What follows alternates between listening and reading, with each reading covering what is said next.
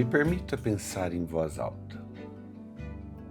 Simone disse: a comunicação é uma evolução constante. A gente tem mania de achar que todo comentário é pessoal e que tudo é ataque. E a gente já se arma quando ouve precisamos conversar. Temos que nos policiar sempre. Comunicação é uma das coisas mais desafiadoras do relacionamento. Primeiro porque a habilidade de se comunicar com exatidão, com precisão, é um dos motivos do sucesso do relacionamento. Se a gente sente algo e não sabe traduzir esse sentimento em palavras, a gente pode criar uma comunicação ambígua que dá duplo sentido e que faz o outro ficar confuso acerca do que estamos querendo expressar. Por vezes, no início do relacionamento, é muito comum a gente se satisfazer com uma comunicação fácil, evidente. O outro vem na nossa direção e a gente entende essa comunicação como desejo, como vontade, como interesse. O outro se entrega na nossa direção e a gente já logo percebe e interpreta como amor. Mas é óbvio que para um relacionamento durar ao longo do tempo, vai ser preciso uma comunicação bastante afiada, que não consiste apenas das comunicações não verbais, que muitas vezes nem mesmo os mais tímidos têm dificuldade de expressar. Durante o processo do relacionamento, a gente vai ter que aprender a se comunicar de maneira verbal, a articular pensamentos, a traduzir crenças, a mostrar a nossa visão de mundo para o outro, da maneira mais exata possível. E aí, você precisa muito mais do que sentir as coisas certas. Há pessoas que se amam, há pessoas que se desejam, mas que por causa da péssima comunicação vão acumulando um sem número de discussões infundadas e um não consegue compreender o outro e com o passar do tempo isso vai se transformando em rancor, ressentimento e pode deteriorar um relacionamento que tinha tudo para dar certo. De fato, o que a Simone falou é verdadeiro. É preciso evoluir na comunicação. E aí, para ser bem objetivo, no que precisamos evoluir na comunicação? A primeira coisa é transformar a gratidão em palavras. Começa por aí. Eu sei dos benefícios que o outro me causa, da alegria de participar dessa relação, dos atributos positivos do outro, das qualidades. E eu preciso traduzir isso em palavras e palavras e palavras. As palavras precisam estar presentes. Essas palavras, elas são extremamente construtivas. O outro precisa saber que eu sou feliz por lidar com o melhor dele.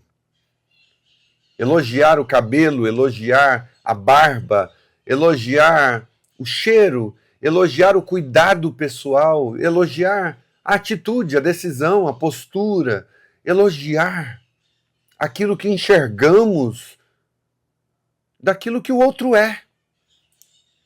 Falar abertamente, isso tem que fazer parte de um estilo de vida. Puxa, o outro fez comida, obrigado, a comida está maravilhosa, está gostoso. Que bom provar do seu alimento. O outro pensou em você quando escreveu aquela coisa, quando trouxe aquele bombom, quando lavou a roupa, quando cuidou da casa. E aí você participa desse benefício e não fala nada como se fosse obrigação, ainda que tenha sido uma função designada para o outro agradecer, mencionar. É uma comunicação extremamente necessária. E às vezes, não é nem pelo que o outro fez, é pelo que o outro é. Agradecer simplesmente porque o outro existe. Às vezes você está no sofá com aquela paz, com aquela tranquilidade. Obrigado porque você traz paz para o relacionamento. Às vezes a gente fica pensando que comunicar-se bem é apenas saber lidar com os conflitos. Mas a boa comunicação começa com essa gratidão cotidiana. Obrigado pelo seu amor. Obrigado por você existir na minha vida.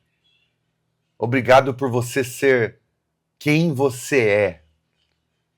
Se a gente tivesse consciência do quanto esse ato de gratidão ele é capaz de desmontar raivas,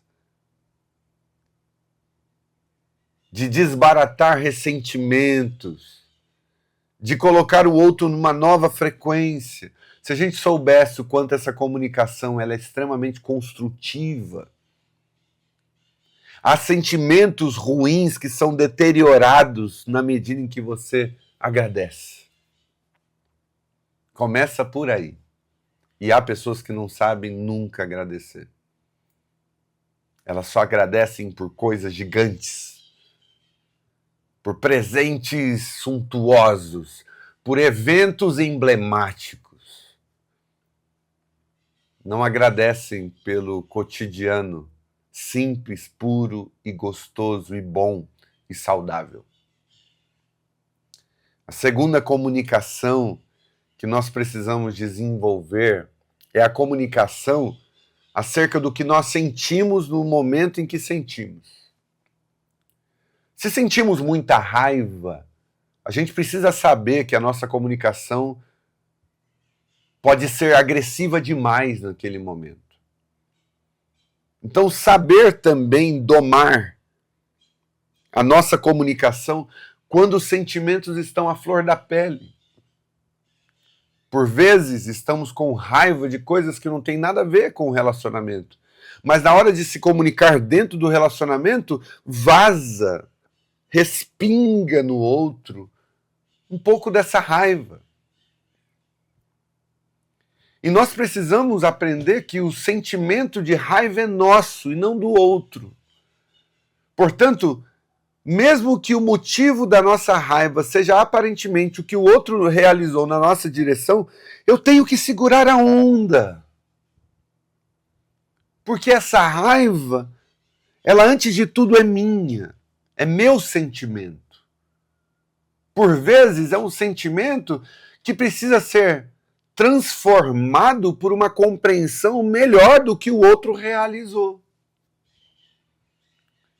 Então, até mesmo nessas horas, a gente tem que abrir mão daquela coisa do que eu falo mesmo que eu estou pensando. Como se isso nos desse o aval para depositar o lixo da nossa interioridade no outro, com uma comunicação extremamente danosa e destrutiva. Ainda que a gente acredite piamente que o outro está errado naquela situação, isso não me dá o direito de esbravejar contra o outro. Porque uma vez lançada a palavra e a comunicação destrutiva, eu não a recolho mais. Quando a gente não está nem aí para um relacionamento e a gente não está nem aí se ele vai acabar ou não, daí a gente age de qualquer jeito, a gente despeja qualquer tipo de palavra. Mas se a gente quer construir algo bom e positivo, nós temos que tomar cuidado com aquilo que a gente fala, é evidente. Aprender a comunicar os próprios sentimentos, especialmente quando a gente é contrariado. Bater a porta forte é uma comunicação. Esmurrar a parede é uma comunicação. Xingar é uma comunicação. Usar tudo que você sabe a respeito do outro como arma contra ele é uma comunicação, mas são comunicações burras. São comunicações infrutíferas. São comunicações que não constroem nada, pelo contrário, só arrasam com a relação. Porque esse tipo de comunicação faz o outro ficar na defensiva e, quando não, o outro rebate com a mesma violência. Violência gera violência. Agressividade gera agressividade. Nem que seja uma agressividade reativa, como autodefesa. Então, se eu quero construir alguma coisa dentro do relacionamento, eu vou ter que aprender o domínio próprio. A não ser que eu acredite que a violência é um caminho para construir alguma coisa de positivo. E não é. E aí entra um aspecto dessa comunicação dos sentimentos, que é saber traduzir aquilo que está aqui dentro. Porque, por vezes, a gente não sabe nem o que a gente sente. Por vezes, a gente está chateado com algo, mas a gente não sabe nem interpretar a razão da nossa chateação. Por vezes, a situação é de TPM, mas você está ali, na mesquinharia, pegando o outro em um detalhe, e indo até o fim, e criticando e fomentando no outro para ver se o outro, de alguma forma, caia na sua armadilha, esse prazer mórbido de provocar o outro, de atiçar o outro. E aí o background desse negócio não tem nada a ver com o outro, tem a ver com você. Então, saber reconhecer de onde vêm os nossos sentimentos, para que na hora da comunicação isso esteja em pauta.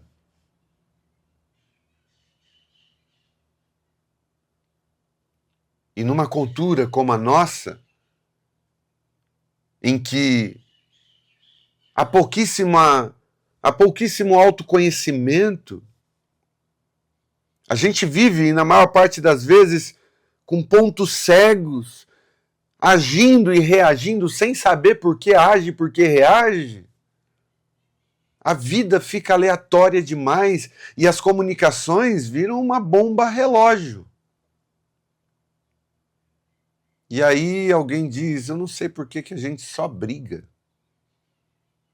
Uma das razões pode ser que vocês não sabem nem quem vocês são, o que vocês sentem.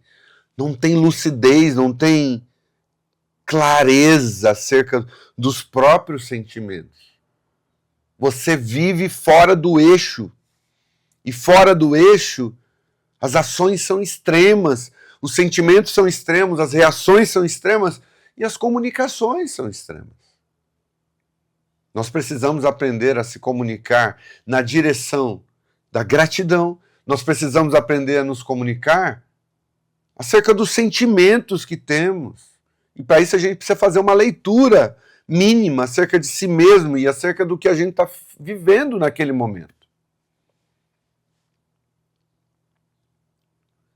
E uma terceira comunicação que a gente precisa aperfeiçoar é a comunicação da sugestão. Trocando aquela ideia do julgamento do que a gente está vendo no outro por uma sugestão, por uma pergunta. Amor, você está bem?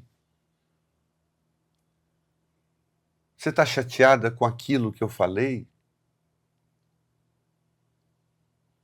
Ao invés de oferecer julgamentos prévios, diagnósticos eternos,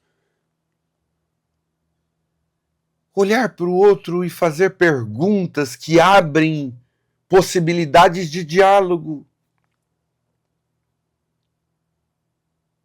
Como você está se sentindo? É uma boa pergunta. Mas só age assim quem realmente está interessado no outro. E aí você se torna parceiro do outro, inclusive para fazer uma boa leitura de si mesmo. Ora, nós não somos só parceiros na cama, nós não somos só parceiros no trabalho, nas finanças. Nós também aprendemos a ser parceiros na autocompreensão. E aí, quando a gente tem um problema para resolver e a gente sabe ser agradecido, a gente sabe expressar os próprios sentimentos e a gente sabe olhar para o outro sem esse olho julgador, mas que sugere, que abre caminhos, que cria pontes de diálogo, aí os problemas podem vir para a mesa com tranquilidade, porque eles serão tratados com o cuidado que eles merecem. Agora, enquanto não é assim, os problemas viram monstros, fantasmas. E toda vez que você diz, vamos conversar, vira uma situação extremamente desagradável, porque sempre acaba em batalha, em luta, para ver quem tem razão, para ver quem ganha a discussão, para ver quem fica por cima da carne seca. Rapidamente a conversa se transforma em luta. E aí não se chega a lugar nenhum. E se isso se repete com o passar do tempo, a gente começa a criar cisma de ter conversas difíceis, porque elas sempre acabam muito mal. Acabam com uma das partes fazendo greve de silêncio, greve de sexo, uma das partes tentando te humilhar. Sempre acaba com muita dor e sofrimento. Nunca acaba com um abraço, um carinho, um sentimento de ser compreendido. E aí,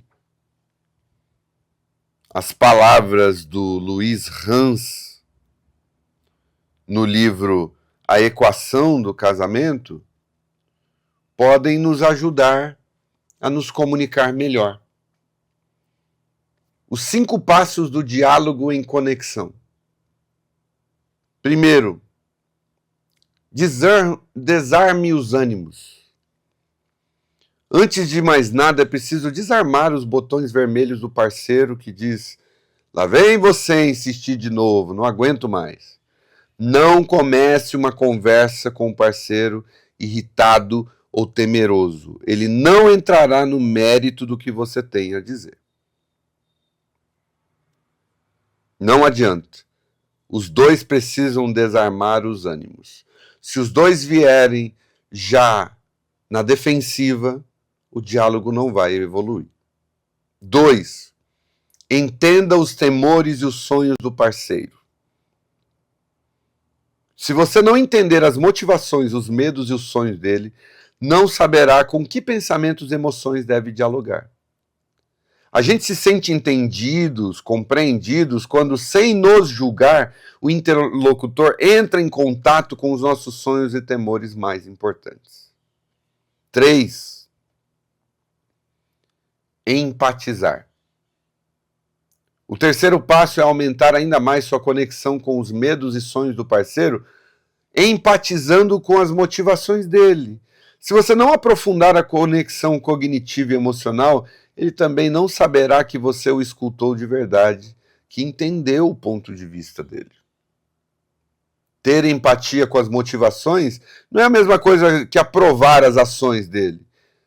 É sempre possível encontrar pontos de empatia, mesmo com um detento que cometeu um assalto violento. Por exemplo, ao assaltante, posso eu dizer, quando eu escuto sua história de infância abandonada e abusado, fico comovido. Imagino o quanto você deve ter sofrido. Então isso não justifica o ocorrido, mas explica. Então quando eu ajo assim em relação ao meu parceiro ou à minha parceira, eu compreendo a sua dor, o seu ponto de vista, ainda que eu não concorde com a atitude em si. Então empatizar significa se colocar no lugar dele. 4. Compartilhar um dilema.